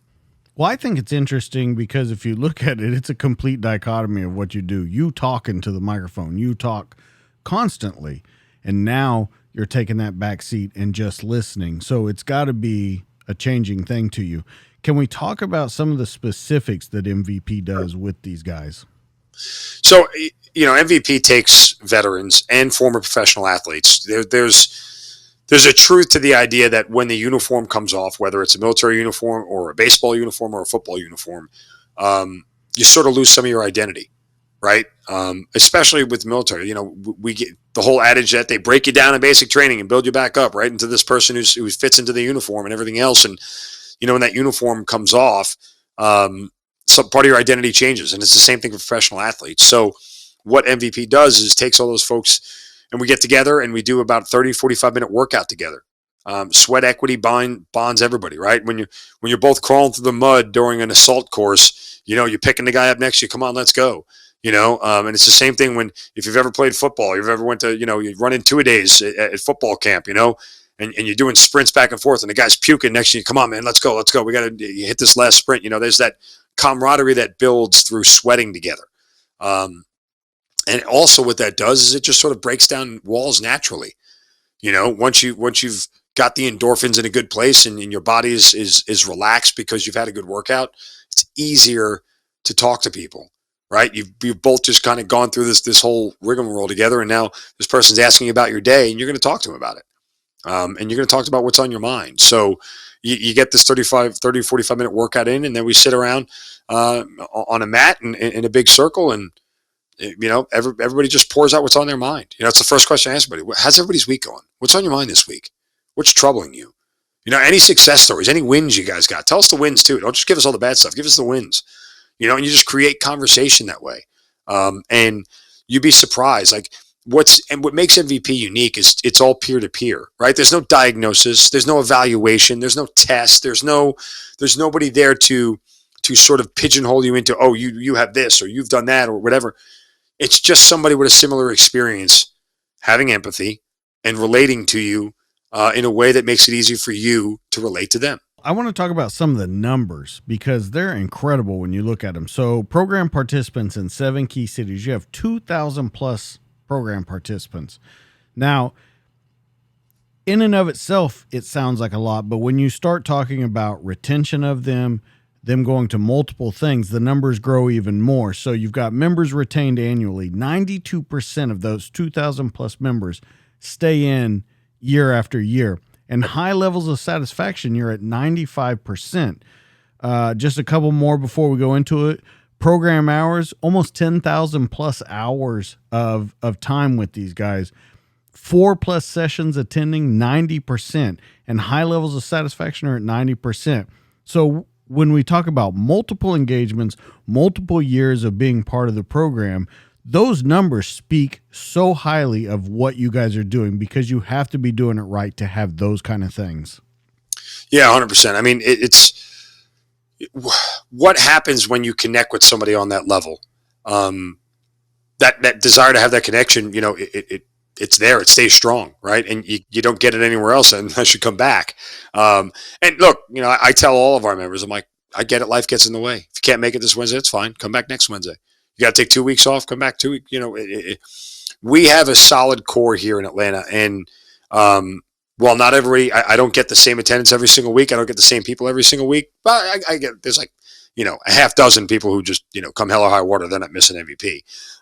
But it's great that they are all able to take some time for themselves, come get a workout on, and then just share with other people about what's going on, and it becomes so fulfilling to see that a 60-year-old woman has something in common with a 27-year-old male, right? Like they laugh together, they talk about each other's personal experiences, and they're like, hey, I get you, I got you, I went through the same thing, this, that, and or somebody's talking about their life, and then like I said, the 60-year-old woman comes in and says, listen, it's going to get different, trust me, and this is what I went through. And there's just so much of that, of relating to one another on a very interpersonal level with a lot of gut level communication that is hard to replicate anywhere else. It really is. For lack of a better term, like for anybody who's in a happy, healthy marriage, we talk to each others like husbands and wives, like spouses and partners, whatever, the term you want to use is, but we're connected that way, that we're reaching each other on that level. So I think that's why you see those numbers of people coming back on a routine basis. Yeah, and it's pretty amazing because when you look at the base of it, you talked about empathy before and that we need more of it. I think with this group and with this organization, you find out that you're a lot more alike than you are different. Yeah. I think that's really what it boils down to, is that even the professional athletes, it's a weird dynamic. It's like we look up to them, like people in general, but military members look up to professional athletes. And in a strange way, the professional athletes look up to the military, right? They're like, I can't do what you do. And I'm like, yeah, I can't do what you do. I can't run that fast. Like, I'm not that tall. Like, I can't jump that high. But that's what sort of, that mutual respect and adoration for one another and admiration for one another really connects us and binds us in ways I don't think you see in a lot of other places. And I'm not saying that any other VSO out there doesn't have a purpose or doesn't do great things. They absolutely, I've been part of some of those other VSOs. I've been through their services. I know they do amazing, amazing things. But for us, with MVP, it's just about that peer-to-peer personal connection that makes you feel like you're part of a team again. I know we've already talked about it a little bit, but I want to talk about the Hazard Ground podcast again. Sure. Summer of 2015 is when you started it. You talked to a friend. You gave him this idea. He's on board. Helps you get everything together. And then I guess he kind of takes a back seat to it and you become the voice of it.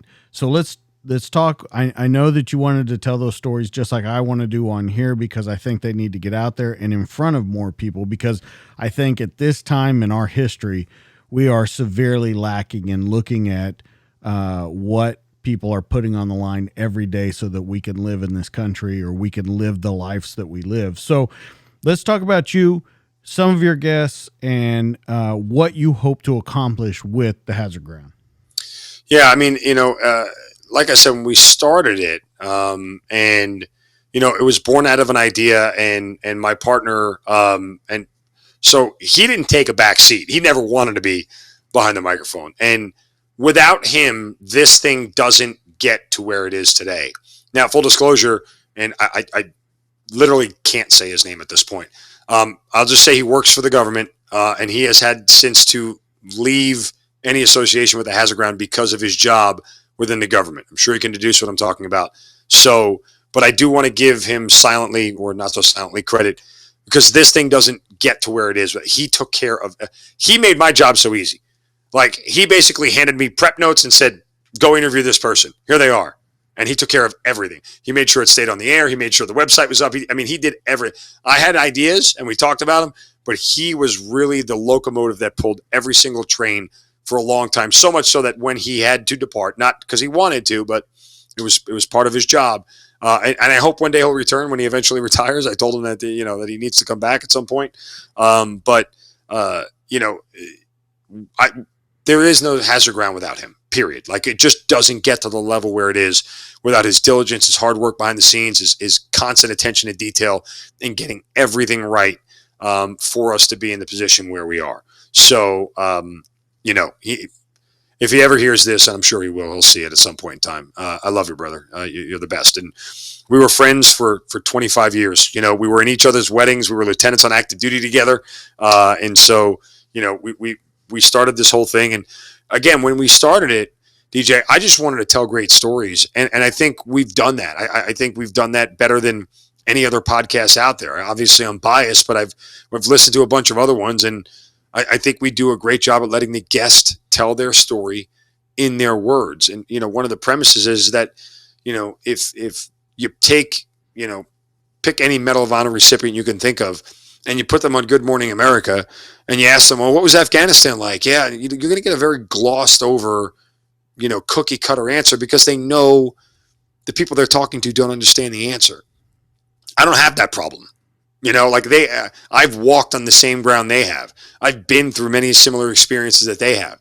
They know I understand combat. They know that I understand what happens and what happens to your mind and your body and your soul and all of that. And so I can have a really easy conversation with them about it and get it to a place where it's just two of us conversing about whatever went on, like we're just sitting in a bar having a beer next to each other. And I think that's what sort of has made us a little bit unique. There were two things that the hazard ground yielded that I never expected to happen. And I didn't think about it was going to be a byproduct of it when we had started. One, we are chronicling history in a way that I never thought was possible. Like there are kids out there who are now my young twins' age, who are 7 years old. In 13 years, 18 years, whatever it's going to be, they're going to turn around. Those 7-year-olds are going to say, "Daddy, what did you do in the war?" And they're going to be able to say, "Go listen to the hazard ground. I told my entire story there," and it's going to be right there for them forever. Right? Like there's no reason it won't last for history. I think that's a really cool part. Like if you wanted to do research on a guest, you could Google them in hazard ground. If they've been on our show, you'll get that whole episode. You could find out everything you want from them. Not being told by somebody else, not being, bastardized or changed through Hollywood or, a ghostwriter, whatever it is, their words, their story, their point of view. And that's chronicling history. And I never thought about that when we started. Hell, when we started, I thought we were going to run out of guests. I got so nervous. I thought that we spent the first before we released our first episode, we literally spent 6 months recording them. So we had like 20 episodes in the can. Because we were just so worried we might run out of people who wanted to tell their story. Lord, did I not realize how easy it is to find people who want to tell their story. So, and now that it's got sort of such a cult following, I don't like the word cult following for the hazard ground, but now that it's got such a worldwide audience, people come to us and want to tell their story, which I think is amazing. I think it's great. Like somebody wants to, hey, I want to share my story. Go ahead, man. We love it. So that's one thing I think, the chronicling of history. And then, secondly, the conversation that we have had on the show about mental health, caring for veterans, and transition and all that has become a byproduct of the whole thing. So many people have bared their soul about some of their deepest, darkest moments on the show. And we've had such incredible conversations about it. I mean, hell, I don't decide to go tell what happened to me without the hazard ground. Like that was one of the ultimate, byproducts of this is that Mark finally decided that, you know what, maybe I need to unpack all this shit that was sitting around for 10, 15 years that I never bothered to address. And how is it affecting me now? How is it affecting my relationships? How is it affecting me as a father? Because that ultimately was the impetus of it. One of the guests, his name is Pasha Palanker, he talked about his PTSD and he said something I'll never forget. He said, I just don't want to pass it on to my children. And that was one of the biggest things. And that hit me like a baby grand piano falling out of the sky, man. Like it was just like, wait a minute, am I doing that to my children? Am I screaming so much? Do I snap that often that I'm affecting the way my kids see me? And it was one of those moments that just was such a seminal, crystallizing moment for me that really was the first step in me starting to look at all these things. And so that mental health conversation, and I think we do an amazing job at it. And I think we've put some of the best people in the field on the show about it. And people who are willing to share their personal story and their trials and tribulations with everything and their journey through what we've talked about transition, right? Like how they had to figure all this stuff out along the way and all the disaster and all the destruction that they may have left because of the decisions they made, and they're willing to share it. And I can't tell you how many times we get emails from people and saying, I heard that story and that's exactly how I feel. I'm so glad somebody finally was able to say how I feel. Like that to us is like, wow, that's jackpot. That's gold. Like forget monetizing this podcast or making money off. Like that is everything. If we can do that, if we can connect people like that, on top of it, we get dozens of emails from young listeners who are like, because of your podcast, I want to join the military. Like, whoa, hey, don't ruin your life yet. Slow down. You got other options, pal. No, I kid. But nonetheless, it's just like, hearing that as well. It's like, that's awesome, man. The impact that we're having and the way we affect people with this show each week, to me, sometimes I forget how much we can reach people with what we do. And so those are some of the byproducts of the Hazard Ground that really have been things that I didn't expect to see happen when I first started this. Well, I told you I'm a fan of it. So I want to wrap up this conversation with talking about kind of the end of your career, because you're at that colonel rank now. You're currently assigned. And I want to look back on your career and I want to hear what you're proud of, what you wish you could have changed, which we kind of already have talked about, and what you hope to accomplish before you retire.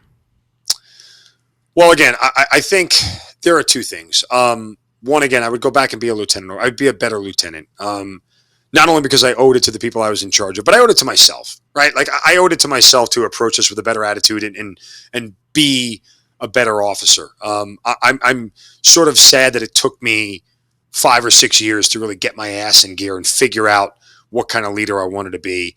And while people may have liked me, and I certainly related well to people, and I like I said, I always did good. You could check my OERs. I've always done really well. That's not the point. The point is that just because you get a good rating doesn't mean you're a good leader. And that's the part. Honing in that leadership skill and learning to be a better leader than I already was something that I wish I would have grasped earlier on in my career. The other thing too, and I've always been bad at this, in realizing that the military and the Army in particular are still a business. There is a certain amount of understanding how to play the game of business with people, even if you don't like them. Right? Even if you're not a fan of their decision making, their leadership style, and everything else. I'm not somebody who ever sugarcoats anything. I just tell you what I think. I don't give a shit if you don't like it. Like it's not your feelings are not my responsibility. Unless we're married or you're my children, your feelings are not my responsibility. So if something I say bothers you, great, tell me about it. I'll apologize. I'm sorry it offends you, but I don't know what I can't make this better for you. This is how I feel, So in that, forthright and brash, sort of sometimes abrasive way of just detailing what I think to people, you realize that diplomacy sometimes and discretion are the better part of valor, if you will, or at least diplomacy is the better part of valor. And I can say this, and I've had this conversation now because I'm dealing with this right now. Like, I'd love to go to war college. I'd love the opportunity to be looked at for general.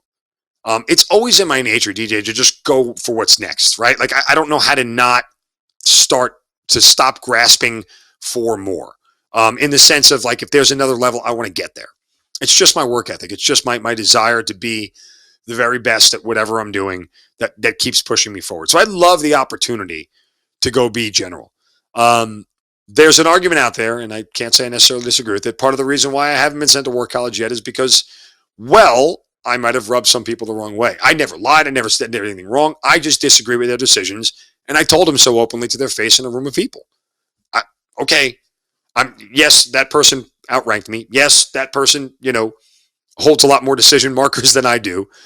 But I always have done what I thought was right, and I always have done what I thought was in the best interest of not only the troops that I was in charge of, the mission overall, in this case, the Georgia National Guard, okay, and the oath of office that I took. Like, I never, ever put those things second. Ever, ever, ever, ever. So if I'm speaking my mind, it's because I'm doing so, putting those things ahead of what I feel.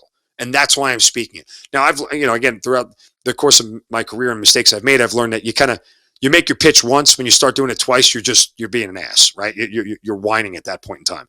Have a one-on-one with your superior officer and your boss, and this is what I believe. I believe you're wrong. I believe this is what should happen. And they turn around and say, guess what? When you're in my seat, you can do whatever you want. Right now, we're going to do this. Roger, got it. Move out. That's the end of the conversation. That's the diplomatic way to do that. I've done that sometimes. There are other times I'm like, yo, this is fucking stupid. Okay? This is wrong. Like, what you're doing right now is wrong. It's not okay. And I'm not going to sit here and be part of saying it's okay when it's not okay. You get to make the final decision, but I'm telling you, I object. This is wrong. Okay? And that, to a certain extent, that lack of my diplomacy may affect me and may make the end of the line where I am at 06. Which I've come to a place, DJ, where, you know what, I'm okay with it. I really genuinely am. I don't have much more left I need to accomplish in uniform. I say it again, I've had an amazing career. I've been so blessed and so fortunate. I'm lucky to have done it this long. And I always knew, and I remember saying this in my speech when I left Battalion Command. I told everybody this, and I've said it routinely ever since I've hit 20 years. I said, at some point in time, someone's going to tell everybody you can't wear this uniform anymore, right? Some people make the choice not to wear it, but everyone else, they're going to tell you after 4 years, after 6 years, after 20 years, you can't wear this uniform anymore. And when I started thinking about that, like, it's unnerving a little bit, because my entire adult life has been spent in uniform. I've actually had more years in uniform, more than half of my life has been spent in uniform, right? Like, it's just the way it is. Like, just the sheer math of it. I got commissioned at 21. So I don't know a life without the uniform on. And that transition sort of does scare the hell out of me, because I don't know, if I'm not in the military anymore, then who am I? It's been such a part of my life for so long. And I've had to come to the reality, come to grips with the reality that, yeah, you're on the 18th tee, man. Like, you've got a little bit of time left. Hopefully I can extend it as long as they'll let me. But I've always said, and I've held this, and I've told my superiors this, I refuse to stay around and collect a paycheck. The minute the organization sees no more value in me, please somebody have the balls to tell me. I will walk away on my own. As long as I provide value to the organization and the organization provides value to me, I will stay and do the absolute very best job that I can. The minute one of those two things changes, somebody needs to raise their hand and go, whoa, we're not on the same page anymore. And that's totally fair. The problem is not a lot of people in the military have those conversations. It's really weird. It's a weird thing to me how sometimes people in the power position don't want to have uncomfortable conversations. Guess what? Heavy is the head that wears the crown, right? You want to wear that rank, you better be prepared to tell people bad news on a routine basis. I mean, it's just weird. It's a weird thing that we do. Nobody ever wants to sit you down and say, look, you probably need to think about probably doing something else. This career, at least in this part of this military organization, we don't mesh well. We're not on the same page, and you're not going to get much farther here. So if you'd like to continue to serve, let's have that conversation about where you can go. But I'm telling you, you're at the end of the line here. That's a fair conversation to have with anybody. It's an adult conversation to have. Unfortunately, at least in the Guard, we don't have that conversation enough.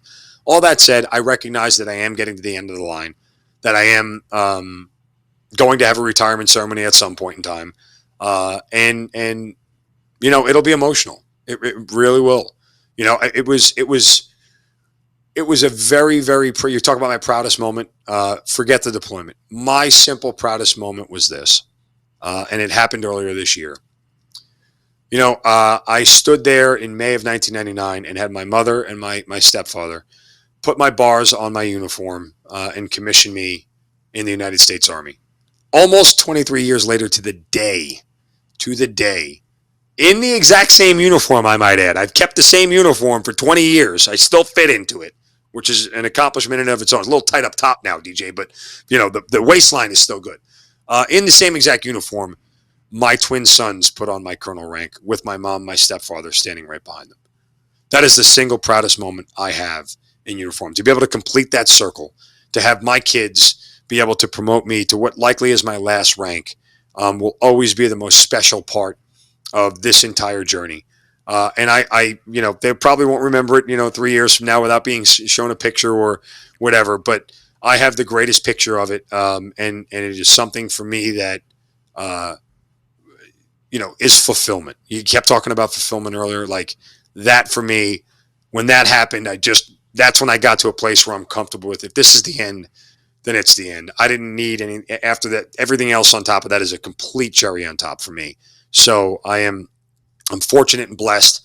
I'll spend every last day I have in uniform like I have for the last, I don't want to say all 23 years because I kind of told you earlier I sucked at it or had a bad attitude. But, since that first deployment, that attitude that I've carried forward is the same attitude I carry today, where I work my tail off. I work really, really hard, and I bring people together, and I want people to see what true leadership looks like, and I want them to know that empathy is a big part of leadership, caring about the other individuals, treating them like a human. How are you, man? Like sometimes we can go beyond the mission and everything else. You doing all right as a family? What do you need? Can I help you with anything? Like just reach out and connect with people. Like and at this rank, sometimes I get the chance to do that a little bit more, where I can have those conversations because I'm not so laser focused on something that is at the lower level that needs to happen where the rubber meets the road to make a whole bunch of other dominoes fall. I'm at a strategic level now, so it's different. Everything is sort of. I think the view from 30,000 feet is a lot better. Yeah, it is. But, there's this nebulous sort of thing out there like, oh, we're going to accomplish this grand thing. And, I'm not actually going to be able to affect anything that actually accomplishes it, but I'm going to say it's going to happen because it's strategic planning. Yeah, welcome. I just gave you War College, by the way, in case you needed it. Anyway, but, so there is this sense of I want to give back and mentor as much as I can in the last years of my career. Like that's really all I wanted. I want to spend time with younger officers and help them and groom them and help them avoid the pitfalls and mistakes that I made younger and realize, what their path is and let them know that they can choose. You have a lot more say in your military career than you think.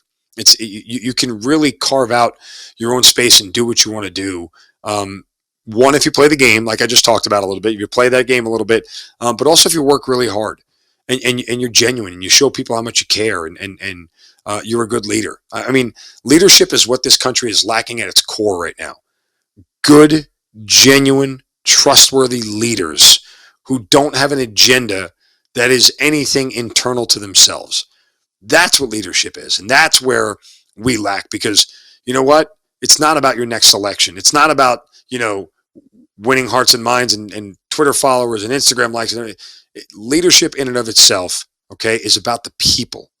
It's about the people you choose to lead and making sure that they understand the why behind what they're doing and you give them the how. And when you do that, I think you can really accomplish some really, really amazing things. And I've been blessed and fortunate to see people who want to run through walls for me, who will do anything for me. And it's humbling too. It's like, man, I love you. Just stop, I appreciate the effort, but you don't have to go this far, man. Like, you've done what you needed to do. Let's get somebody else involved here. So, I'm kind of rambling here, but it's just like I get in this space where I get sort of nostalgic about my career and the fact that it's coming to an end a little bit. And I just, I hope the very last perfectly understandable. I mean, This is, like you said, this is the twilight when you're getting ready to ride off into the sunset. It's completely understandable. And I think that we're at a time, you and I have talked about it in this conversation, we're at a time in our history where this stuff really needs to go forward. Leadership really needs to know, because we are severely lacking. And what I worry about is not necessarily the leadership that is going on right now, but if there's no one to teach the leadership, what happens 2 generations down the road?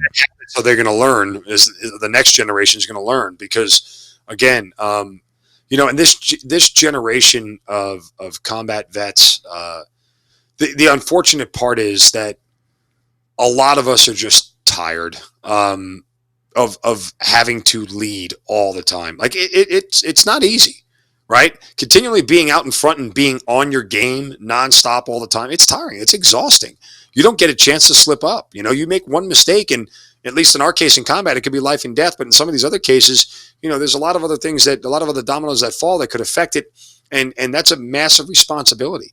And not everybody wants that. Sometimes you want to be able to just turn that off and just go relax and be a dad, or, go be a soccer coach or a baseball coach or whatever it is, and not have to worry about that. And I get that. But Believe me, that's in the law enforcement world. Yeah. Repeatedly. To your point, it's like, if we're not doing it, then who is help molding the next generation of leaders, not only in the military, but in general? Where are the leaders who are getting these kids off iPads? And I do it with my own, but I get it, man. iPads are great. You get a 30-minute break as a parent, but when you stop getting your kids outside and stop playing with them and connecting with them and leading them, and I'm not talking about leading my kids into, anything serious, but if you're out there doing it with them, it's as simple as, go back to being a lieutenant, right? Go back to being a beat cop. If you're doing it alongside of people, when your sergeant or your lieutenant goes in the ride with you, it's a whole different world, right? It's a whole different game. When you're down there cleaning toilets with your private, man, and you're mopping the floor with them, that's the stuff that they need to see, because you're one of them and they're one of you. And that's, something that we're missing. We have so much, separation right now between all of us. The only way to bring people together is to do what they do. And so many people don't want to do anything that's not what they want to do. So, it's a concern, but I love leading and I love leadership, and it's the one thing, I say this, and I've been doing it for 23 years now, but, again, without being braggadocious, I'm an expert. I'm a leadership expert, man. I've been trained. I've been doing it for 23 years. I'm as ready as I could ever be, to take that job on, and help do it with other people. And that's why, again, mentorship is such my responsibility right now. Download all this information that I have and all this experience that I've gained and give it to somebody else so they can do it and go forward. Ending on that, where can people find you? So if they want to get more of this, where can they look you up? Get some more other than hazardground.com. They can look up the podcast. I know you're on Instagram, but let's kind of go down the list of where everybody can find everything about you. Sure. Again, hazardground.com, of course, at hazardground on Twitter and at hazardground podcast on Instagram. I'm on LinkedIn. You could just search Mark Zinno, MarkZinno. You'll find me there. I found LinkedIn is a really good, resource for military folks. A lot of military folks are on LinkedIn. And I've actually been getting some really great guests for the show on LinkedIn. They're sneaky, right? You have to kind of search for their profile and look for some of the keywords of what they've done. I'm like, oh, I know what you're talking about. Oh, you tried to drum that up for the civilian world, but I know what you're saying. I'm on Instagram at Mark Zinno. I'm on Twitter at Mark Zinno. I'm on Facebook, Mark Zinno. You'll find me there as well. Reach out. I love conversations with people. Anybody who listens to this podcast is like, hey, I'd like to hang out with Zinno or talk. Reach out, man. I'm not, as much as I talk for a living and dominate the conversation, I'm ready to listen. If somebody has something they want to say, let's have a conversation, so I'm open to it. I think that there's so much more. And in all this, I should say this too. I'm still learning a lot of things, right? I in all my bluster, I neglected to mention that there's still a lot I can learn. And that's why I talk to people. My Twitter account is filled with more people who are opposing my political point than agree with, right? Because I think that's most people's Twitter account. Well, yeah, I don't need to live in an echo chamber. I don't need to listen to everybody who thinks like me. And it's great. This is how broken we are as a country. And it's different now, because you have these dating sites and everything else. But there are literally people who if you lean left, don't talk to me. I'm like, when did that become the disclaimer of dating? Like, when did we get to a point where, like, if you post your vaccination status, don't talk to me? I'm like, I mean, okay, I get what you're saying, but it's just like, okay, I have herpes, but I'm not going to put my vaccination status up there. So swipe right. Like, I don't know what that means. Like, I don't know how we got so broken as a country where having a viewpoint on the world and on American politics became the automatic, I can't date you, right? Like, that's how broken we are as a country right now. And it's sad. But I say all that to say, I don't mind conversation. If you disagree with me politically, fine. I will listen to everything you have to say. The only thing I can do by talking to you is be made smarter, right? And if I don't agree with what you're saying, or I don't think there's any value to the conversation, I'll listen. But again, it's a data point for me. So reach out. Don't hesitate. Like, honestly, I enjoy meeting new people. I enjoy conversations. And I've been fortunate enough, through my line of work and radio and everything else, to be able to interact with a lot of people online. And not all of them are complete a-holes. Some of them completely disagree with everything that I stand for. But guess what? There's a normal civil conversation to be had there. And there's common ground for everybody. If you don't go into it looking for common ground, you're never going to find it. Yeah. Right? If you don't walk up to somebody looking for common ground, despite whatever, political leanings you have, whatever personal leanings you have, and everything else, you're never going to be on a middle ground. And that's the other thing too. We've ceded the middle ground in America, so much so where we live in this whole, if you're not with me, you're against me. And that's even happening inside their own parties, right? Like, inside the left and inside the right, well, if you're not with me, you're against me. So you're not a real Republican. You're not a real Democrat. Like, we've split factions within the parties. This is going to become the damn Hunger Games before we know it, the way we're trending. Like, somebody called Katniss. But, Well, I think what a lot of people are going to take from that is they're going to start looking you up on dating websites. So I don't. Yeah, come find me, please. I think your accounts are going to go through the roof now. So, man, Mark, this was such a great conversation. I'm so glad you came on here. I told you I'm a big fan of yours. I love listening to your show, and I'm glad you came on and told your story here. Guys, don't forget hazardground.com. You can find him on Instagram. You can find him on Twitter. You can find him at Facebook. And, you can always find me everywhere that I say every week. You can find me on Instagram at the DTD_podcast. You can find me on Facebook at the DTD podcast. And you can find me on YouTube, where all these conversations are in video form at the DTD podcast. But don't forget, the number one stop, dtdpodcast.net. It's audio form, it's video form, it's pictures of Mark, it's his own episode page, and all the links where you can find him. Hell, we're even thinking about adding his dating sites on there. Don't forget, though, once you leave here, go to our sponsor at Police Coffee at policecoffee.com. They're an officer-owned business. They're dedicated to crafting the finest coffees and blends, and they're shipped as soon as they're made to provide you with the freshest coffee available. Each batch is roasted fresh by people who know what it means to stay vigilant, and their specialty coffees do not waste one drop when flavor is concerned. Their coffee's some of the best you'll find, but always remember what we say every week. They serve an important cause. They give back to our community. 50% of their profits goes towards families, helping them of police officers who have fell in the line of duty. Remember, when you go to policecoffee.com, DJ K10 will get you 10% off your order. Don't forget to go see them. Guys, that's going to be the conversation this week. Thank you so much for coming by, Mark. That's going to be the show. That's Mark. I'm DJ. This has been it. We'll catch you on the next one. See you later.